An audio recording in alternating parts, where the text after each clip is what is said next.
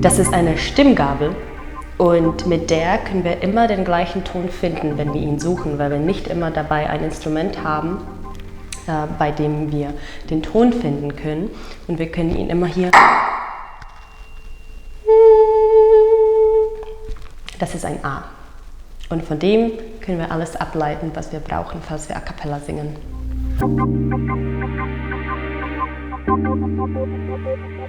Deutschland ist ein wunderbares Land für Musikstudieren. Eigentlich, es gibt ganz viele Leute, die nach Deutschland wollen, weil Deutschland unterstützt Musik und junge Künstler und hat auch die Mittel, um das Studium so zu gestalten, dass man richtig viel lernt und sich sehr viel entwickelt. Also im Gesangsstudium stehen im Vordergrund zwei Fächer sozusagen und das ist der Hauptfach. Das ist ein Fach, wo man seine Technik lernt und aufbaut und man ist 1:1 mit seinem Gesangsprofessor oder Gesangslehrer und da würde ihm sagen, hier musst du mehr atmen und hier und Kiefer locker und hier und man muss im Idealfall alle diese Knochen hier resonieren lassen und nicht drücken und richtig atmen und hier viel arbeiten. Eigentlich ist Gesang eine Muskelarbeit. Eigentlich kann man das vergleichen zu einem Leistungssport. So viel Energie braucht man, um zu singen, obwohl man idealerweise das von außen nicht merken soll. Und das Zweite, was sehr wichtig beim Gesang ist sogenannte Korrepetition. Und das ist ein Lehrer oder eine Lehrerin, die am Klavier begleiten und uns dann Ratschläge geben, wie wir dieses oder jenes Stück gestalten sollen, nach Stilistik, nach Sprache, ob wir da ein bisschen mehr geben müssen oder ob wir uns ein bisschen entspannen können, Agogik, Dynamik. Wir sind nicht nur Sänger sozusagen, aber wir sind auch Schauspieler. Manchmal sind wir Sprecher, manchmal sind wir Tänzer.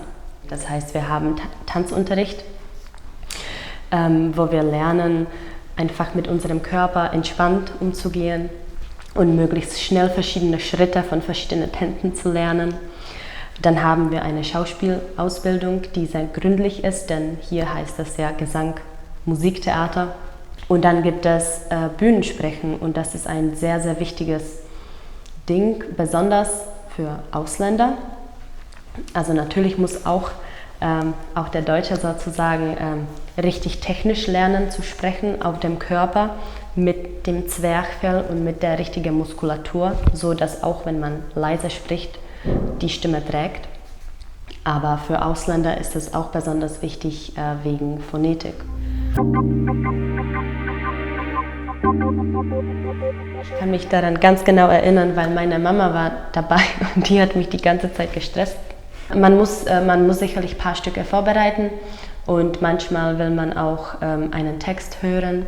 Manchmal wünscht sich die Kommission eine Schauspieletüde, um zu prüfen, ob der Interessierte genug X-Faktor hat, genug Charisma, genug Ausstrahlung, sagt man so schön auf Deutsch. Also die Hochschule für Musik hat verschiedene Gebäude und wir sind da oben am Belvedere und das ist wunderschön da. Die Lehrer sind alle sehr hilfsbereit und sie gehen sehr individuell auf die Person. Das heißt, man kann genau an den Baustellen, die man selber hat, arbeiten.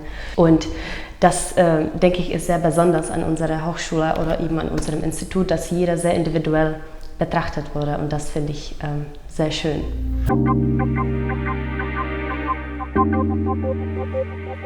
Ein Engagement, ein Gastengagement am Theater Plauen-Zwickau und da hatte ich im Dezember 2018 meine erste richtige Theaterpremiere, wo ich sehr, sehr glücklich war, weil alles ist wunderbar gelaufen und alle waren hilfsbereit und wenn so weiter mein Berufsleben geht, bin ich sehr glücklich und dankbar.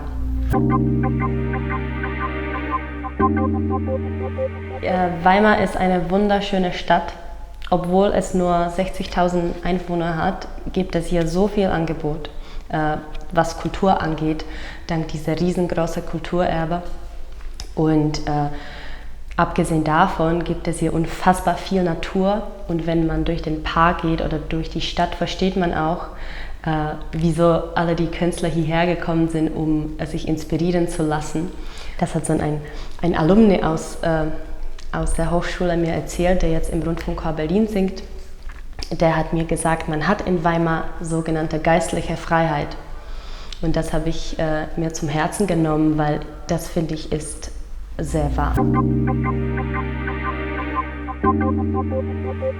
Wenn jemand gerne singt und es ist die Leidenschaft, und das merkt man sehr schnell, ob das eine Leidenschaft ist, denn ich zum Beispiel, wenn ich 5, 6 Tage nicht singe, die Töne kommen aus mir raus, ohne dass ich das weiß. Also ich laufe durch die Straße und beginne zu singen, und Leute, die neben mir laufen, sagen, hey, was machst du? Hör auf zu singen, du bist laut. Also ich würde jedem raten, das versuchen zu machen, weil Singen ist eine Freude, und wenn man das machen darf und kann, dann soll man das absolut machen, absolut probieren, weil es ist wunderschön, wenn man seine Leidenschaft leben kann.